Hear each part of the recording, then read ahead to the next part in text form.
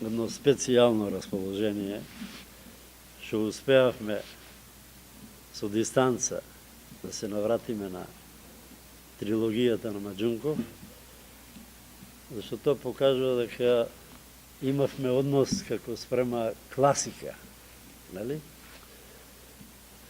Јас лично просто чекав да измине доста време, да се променат многу генерации во животот и во самиот театар на актерски план, за да бидам пак мотивиран, да ми се роди повторно поривот да се занимавам со ова материја на Маџунков, која е и голема игра, но и навистина вечна.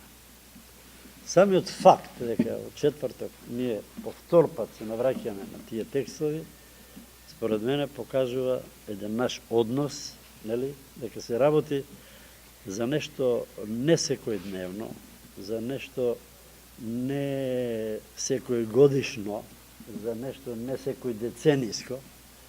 Станува нешто што може би му се случува на еден град, особено на градот, нели, еднаш за секогаш. Мислам дека има еден феномен кој ќе треба да многу внимателно да се образложува, да се анализира, а тоа е податокот дека јас се уплашив од една рецепција на представите, особено на воведната представа на Големиот смок, нели, која мислам дека нема ниту еден струмичанец кој не го има Големиот смок дома. Јас се кажував таа моја средба со двајца струмичани во Банско, во Пиринска Македонија, кои тие ме препознаа, нели, и ми кажаа дека Големиот смок си го има дома. Онака како што нашата покојна звезда Зора Георгиева кажуваше дека они си имат змии, сите си имат змии дома, дека змиите се чувари на куките, нели, домашарки. И тука, нели, една извонредна метафора се сама изрони од тие значења. Се разбира дека како што реков, ако се приближувате сега на една трилогија, на една драма која била праизведба, значи покажана за прв пат, а потоа и се покажувате, нели, потоа 3 децении близу, нели, со таа дистанца, дека пристапот мора едноставно да биде поинаков. Сменети се сите нешта. Прво, сменете општествениот систем. Една држава која трилогијата на Маџунков ја пророкуваше, го пророкуваше нејзиниот распад, ја пророкуваше војните, гладта, меѓусебните глодења меѓу оние народи кои до вчера живееја заедно и така натака, за да влеземе во едно друго време во кое Македонија е веќе независна држава, нели? Тие големи промени се однесува и на актерската екипа. Ние безмало целата екипа од старата трилогија ја преселивме во пуста земја, нели? Но за среќа, нели, надојдоа млади сили, чија карактеристика е во тоа дека ние имаме сега еден кадар млад, но и едуциран за професијата што ја работи. Ми се чини дека тоа е тој радосен податок, нели? И мислам дека тој ќе еволуира и натаму во една вистинска, нели, вистинска потребност на театарот да има еден свој ансамбл. Зашто, како што рече, има Маџунков без актери нема театар. Сега, на поводот на 65 годишнината, јас не се мислев многу кога господинот Маџиров ми предложи јубилејот да го со нешто да го обележиме. Не се мислев воопшто дека тој е овој проект, нели, кој иако стар, дури и за оние што го гледале, ми се чини дека ќе звучи на еден поинаков, на еден понов, да не речем на еден денешен. Бидејќи старата добра теорија за театарот е дека тој е сега и овде, нали? Тоа значи пред струмичката публика, во тој четврток и така натака, со тие и тие актери во ролите, не со оние што ги паметиве, но сакавме да направиме една симбиоза, едно сеќавање на тие актери. За среќа, големиот смоп е реализиран и тоа доста добро, зашто е во продукција на македонската телевизија. Реализацијата телевизијска исто е моја, како што е и режијата на театарската представа, и јас значи го стекнав правото да тој материјал можам да го употребам, зашто да го направил тоа некој друг, нели, може би немаше, нели, да ни дозвола да го правиме така. Така што во четврток треба да се собереме тука и да се сетиме дека на 1. мај, тоа ќе рече да живее 1. мај, како што го памтиме, нели, 49 година, со бегалка, најверојатно не е разбегана струмичката публика, напротив е собирана, зашто јас никош нема да заборавам дека ова што ова публика го правеше за театарот, не го видов на ниедно место, на друго место, иако прошетав многу места. Си спомнувам дека Сенката, например, во Струмица донесе 2 селектори. Еден за стерино позори, еден за малите експериментални сцени. Не можам да заборавам колку публика имаше таа вечер, нели, која навеста дека доаѓа селектор, нели, како целата да се ова. Луѓето седеа по скалите, седе ова. Овој господинот Ласич, што беше селектор за Сараево, мораше вака да се пробива, а сведоци све Митко Маџунков и јас кој седеа со него, за да може да ја гледа представата. И тој во поузата рече дека ова представа не може да оди на стерино, на мали експериментални сцени, затоа што рече, кај ќе ви најдам јас ваква публика. Требаше и публика да да однесе. После се сетивме ние дека треба со автобуси да ја однесеме струмишта. Но да не личиме на фудбалот, не го сторивме тоа. Тие паради.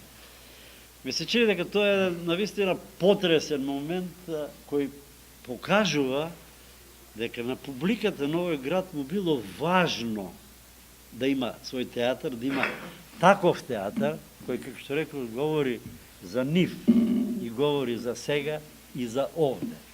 Тие основни квалитети, нели, на трилогијата мене ми беа предизвик примарен, базичен, нели, со голема радост уште еднаш да влезам во еден процес и да се обидам да направиме малку поинаква представа од она, затоа што, велам, други се сега актерите, други се и гледачите, нели? Но спомените се истите тие. Јас потоа можам да продолжам на некои прашања ваши, зашто можам да ви говорам 65 години за Струмишкиот театар, ако не ме запрете, зашто многу чув и многу видов, но во многу нешта се замешав. Ај малку да се забавуваме, може? Ја спомнам Зора Георгиева, на која и бев партнер како гимназист, како актер во ролјата на Питер во драмата Дневникот на Ана Франк. Во таа представа, според му кажа, веројатно во мене се криеле некои режиски интереси, па му предложив на режисерот Ацо Алексов да донесам од дома едно бело маче, без која јас не можев да заспевам во тоа време. Тој рече, идејата е супер, и јас, Питер, го играв со мачето. Меѓутоа, на една представа за војската, кога стариот театар, оној стар, пред Кочо Урдин да го реновира, кој што памтеше 600 седишта, колку овој салон овде, преполн со војска, нели? Јас мачето не го најдов, мачето пошло негде да ближе млеко, веројатно. И дојдов во театарот дневна представа, затоа мачето не го најдов. нели? Од 4, од 5. И дојдов со трема, како ќе им кажам дека маче нема. Тогаш Зора Георгиева рече, видете, јас имам една спасоносна идеја. Зора Георгиева живееше точно карши театарот. Имаме доба едно, не е баш маче, мачор е, така, ама се сложивме дека ќе сврши работа. И таа отиде и се врати со еден рис. Нели? Кај што мојата интерпретација се сведе, глумачка, актерство, се сведе на тоа, тој или јас. Така тој ме влечеше, ме правеше, дури си течеше драмата, што едно време му докондиса и се спушти во салонот во војската. На што доби таков френетичен аплауз, како што не добил ни еден актер, веројатно, на отворена сцена. Војската почна да свири, да навива за мачерот, знаеш на ден.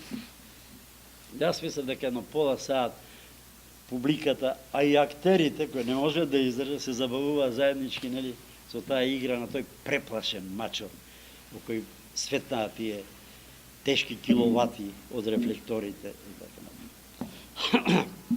Значи, од тогаш, од таа Ана Франк, значи, кога влеговме тука, нели, како волонтери, до денеска, мене ми поминаа низ глава многу представи со актерите на овој театар и верувам дека имаме спомени за цела една монографија која да се надеваме во подобри времени ќе ја направиме, нели? Во подобри мислам финансиски времени и така натака, кај што ќе зборуваме за она време кое ќе се памети, она време кое ќе се памети како што се памети времето на големиот смок, а тоа е времето на големите признанија за овој театар, нели? Кога направивме една представа која во тоа време доби 11 или 12 награди, односно сите награди што Сдруженијето на драмските уметници ги доделуваше, тоа е пред да се формира Прилепските игри тогаш, а потоа станаа Македонски фестивал театар за така натаму.